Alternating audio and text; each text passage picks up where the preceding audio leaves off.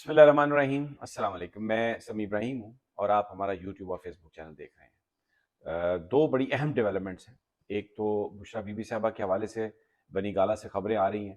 اور کچھ ایسے تاثر مل رہا ہے کہ شاید انہیں کھانے میں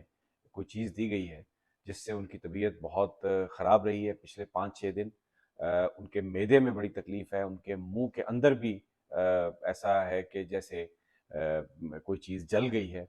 کھانا انہوں نے بالکل نہیں کھایا پچھلے 5-6 دنوں سے، کسی ڈاکٹر نے بھی ان کو نہیں دیکھا، اور کھانا ان کو جیل سے بن کے آتا ہے وہ دیا جاتا ہے۔ لیکن جو اس وقت ان کی بہن نے، مریم بٹو صاحبہ نے بھی جو بات کی ہے،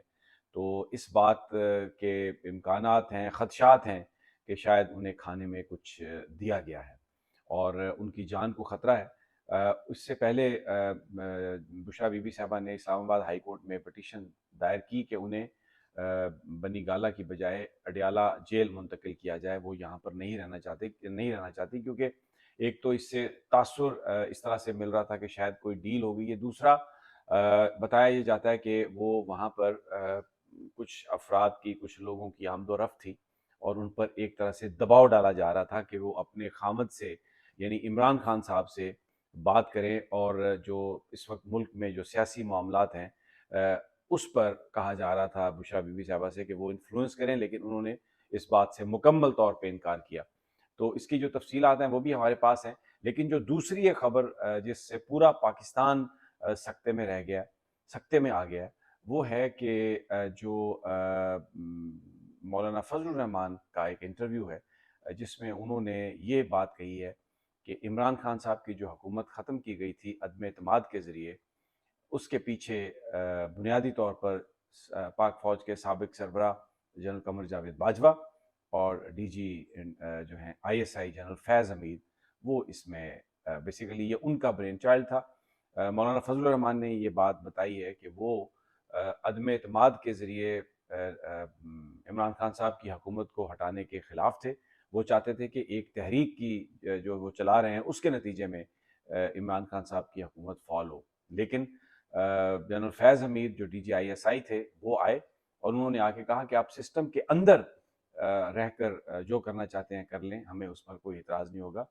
تو پھر اس کے بعد جو ایم کیو ایم والے اور جو کچھ پی ٹی آئی کے لوگ تھے اور جو دوسری جماعتیں وہ آ گئیں، ان کے ممبران آ گئے اور کہا گیا کہ آپ اب عمران خان صاحب کی حکومت کو آپ ہٹا سکتے ہیں۔ تو پوچھا گیا مولانا فضل الرحمان سے کہ آپ اس وقت آپ نے کیوں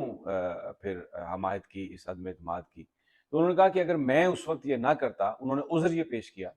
تو پھر یہ کہا جاتا کہ شاید میں بانی جو پی ٹی آئی چیئرمین ہیں، بانی چیئرمین پی ٹی آئی کے، یعنی عمران خان صاحب، میں ان کو بچانے کی کوشش کر رہا ہوں۔ تو مولانا فضل الرحمان نے یہ بات بڑی کھل کر کہی ہے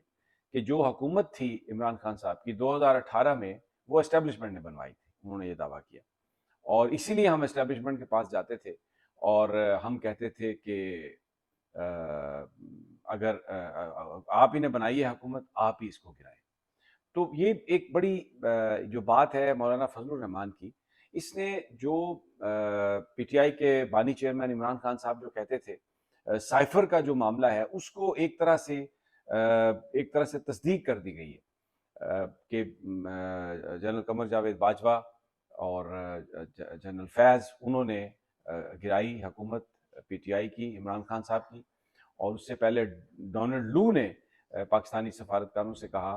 کہ آپ اگر عمران خان صاحب کی حکومت کو نہیں ہٹایا گیا تو پاکستان کو سزا ملے گی، اور وہ جو عدم اعتماد ہے اس کو کامیاب ہونا چاہیے۔ اس وقت تک عدم اعتماد پیش نہیں ہوئی تھی، تو اب مولانا فضل الرحمان کی جو گفتگو ہے اس سے یہ بات بالکل سامنے آئی ہے کہ وہ عدم اعتماد جس کا ڈونلڈ لو ذکر کر رہے تھے، اس کے انسٹرومنٹل جو تھے وہ پاکستان میں جنرل قمر جاوید باجوہ اور جنرل فیض حمید تھے، اور انہوں نے جو سیاسی قائدین ہیں، سیاسی جماعتیں ہیں، ان کو اس بات پر قائل کیا کہ عمران خان صاحب کی حکومت کو ہٹا دیا جائے۔ ایک چیز اس سے ثابت ہوتی ہے کہ جو اسٹیبلشمنٹ ہے وہ پوری طرح حکومت بنانے گرانے کا جو پروسیس ہے اس میں شریک تھی، اور یہ پہلی دفعہ جو جس جماعت